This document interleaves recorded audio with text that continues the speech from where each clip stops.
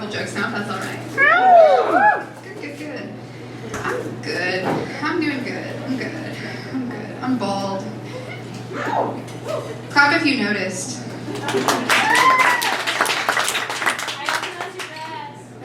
Thank you. My dress, it's rented. So we can imagine like what other people did in this dress.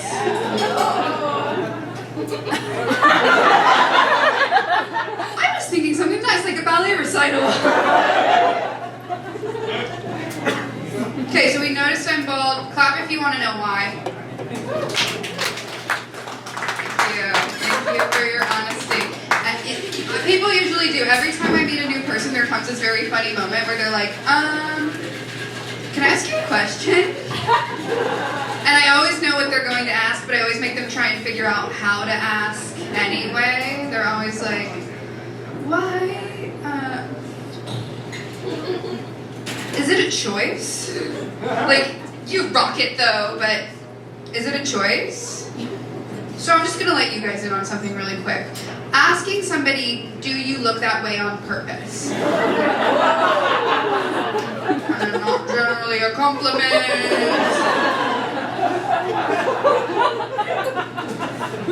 Eventually I get to tell them, I have alopecia, and I started losing my hair around puberty, so if you're wondering how I got to be funny, I was just a 12-year-old girl with male pattern baldness in a public middle school. So at that point, you either get funny or you get weird, and I got both, so here we are. Thanks, you guys. I feel so much love. It's so great. And then I got this head tattoo recently. Thank you. I got it because I was kind of going through like the most devastating breakup of my life, and I couldn't get bangs.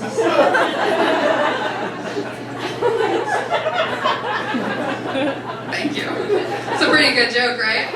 Yeah. That's actually why I got the head tattoo. I was like, you know, it'd be such a good bit. Like, I'm living for material. Trying to get famous out of spite. Yeah, so I went through this breakup, and so I'm on the dating apps. Well, okay, I'm kind of on the dating apps. I was banned from Tinder, Hinge, and OkCupid. So I'm on Bumble. I've been pushed to the fringes of society. But I'm here, I'm on Bumble, I'm swiping on men. I'm not sure why I'm doing that. I do blame my dad. I got daddy issues. I'm swiping for daddy solutions.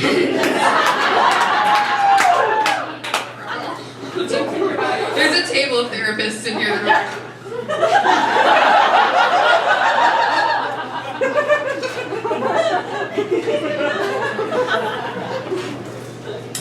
But see, I'm swiping on men, and you know, I'm here in Seattle, so I actually have determined the most insufferable demographic of human being. Yeah. The enlightened white man. Yeah. Look.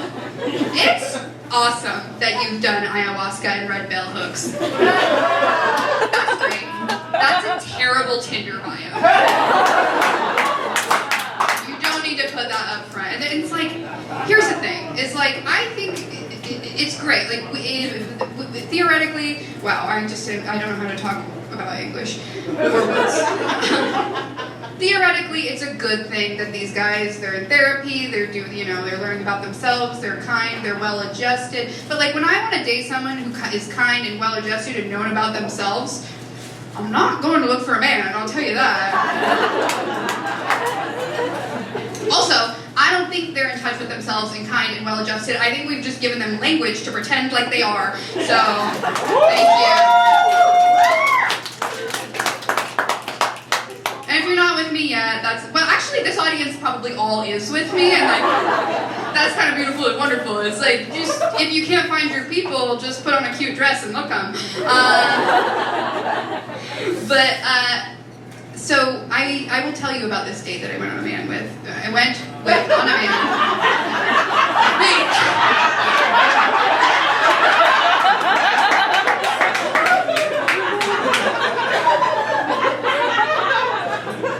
You guys, I'm a lifelong learner and talking is hard. My dyslexia is impacting my speech now? I went on a date with a man. And things were actually going pretty good on this date. You know, like we have good rapport, things are going back and forth. And he goes, hey, you have really beautiful eyes. And I do. So I was like, thanks. And he said, how did that feel to receive?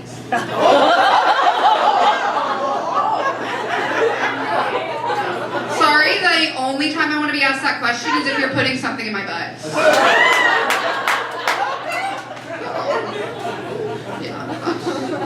And that's kind of all I'll say about men for now. Like, so we'll wrap that one up in a cute little bow. Call it coquette. Is that what it's? The three people, I would have you guys know the person with the highest screen time laughed at coquette. The person with the highest screen, was that not you? That was your, whatever.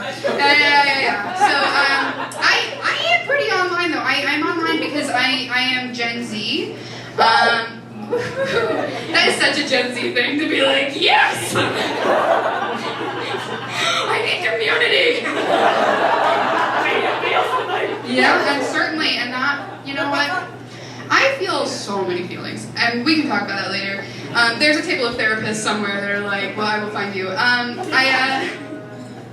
am Gen Z, but I was born on the cusp, so like, legally, medically, I'm Gen Z, but I kind of feel like a little bit with like I would wear a pair of skinny jeans theoretically. I would never side part my hair.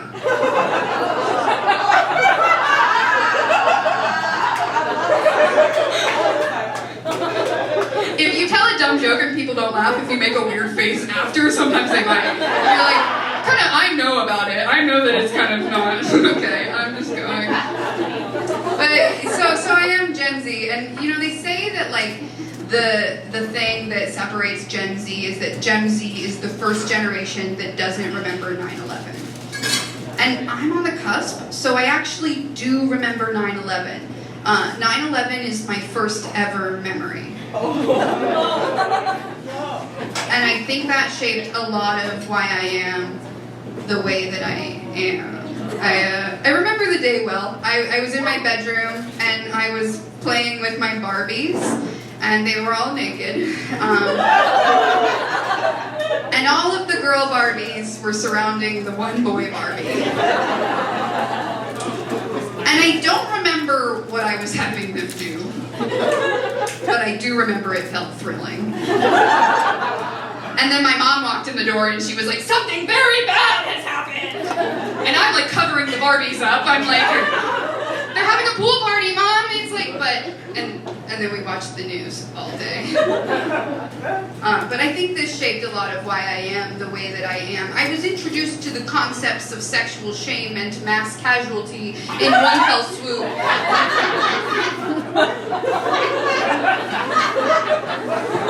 That would make for a very nervous girl. Chillest girl in the world, and that is true. That was a friend of mine just said that because I pretty regularly will declare myself the chillest girl in the world and then immediately proceed to do something supremely unchill. I am not chill, but I am very hot. Thank you very much. We're clapping for mood disorders in the corner there. And mine is unspecified. They can't pin it down.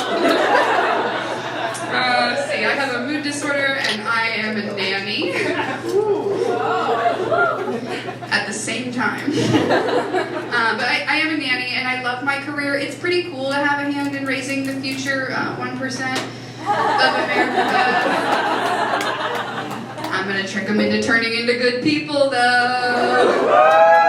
That's my role in the revolution. But it's very funny maybe that I can be here at, 8:30 doing this. 8:30 p.m. and 8:30 a.m. I was pushing a stroller that cost more than my car to a playdate with Crypto and Whisper. But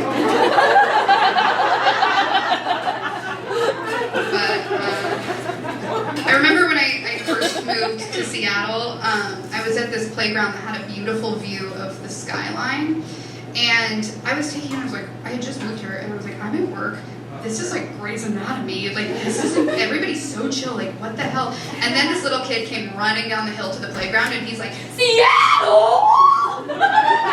Seattle! I see the space noodle! And I was like, yes, that is the energy that we need to be bringing here, right? And then I turned around, and I saw a little girl. And she had 2 blonde pigtails and was wearing $400 worth of toddler-sized Patagonia. And she was absolutely body-checking me. She's staring me up and down. So eventually I'm like, okay, this little girl must be lost, right? So I go, hey, sweetie, you okay? Can I help you? And she goes, are you homeless?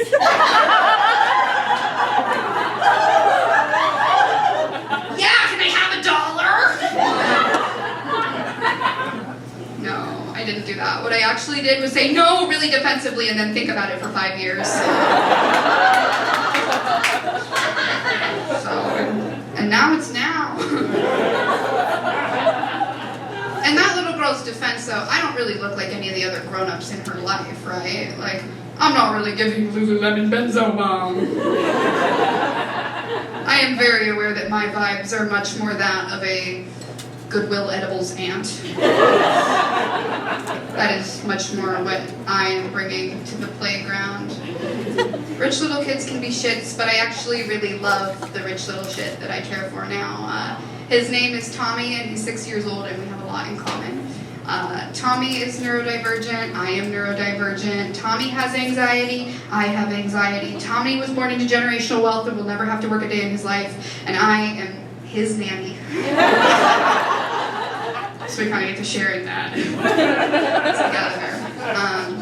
But people like me and like Tommy, we have really big feelings. We have the kind of feelings that could get us felonies if we're not careful. I'm so sorry, the kind of feelings that could get me a felony. Tommy will never face a consequence in his life. When you have felony-sized feelings, though, sometimes you feel those feelings in inappropriate ways, right? You develop these unhealthy coping mechanisms. So for me, that's getting too drunk and throwing my phone down a cement staircase and then turning to my friend and going, why would you do that?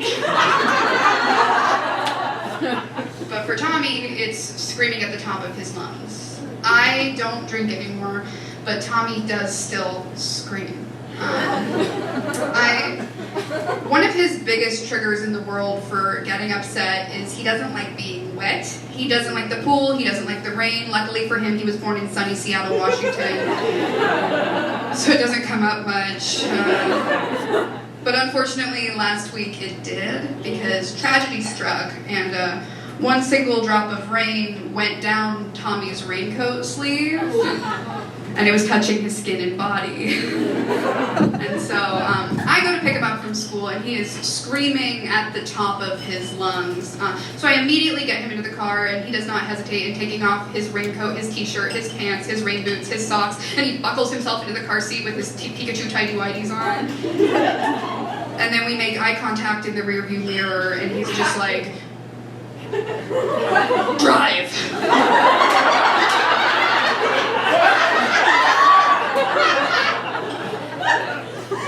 And he pays my bills.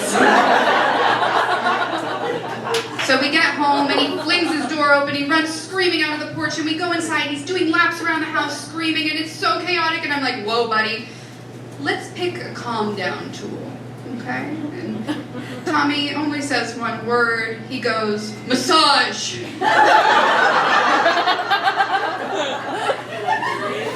And he pays my bills.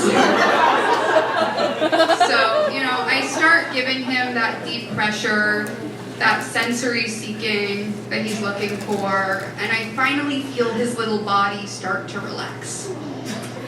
And I'm like, look, man, the world is wet and bright and itchy, and it's hard to be a person, but you're doing it, and I'm proud of you, and it's gonna be okay.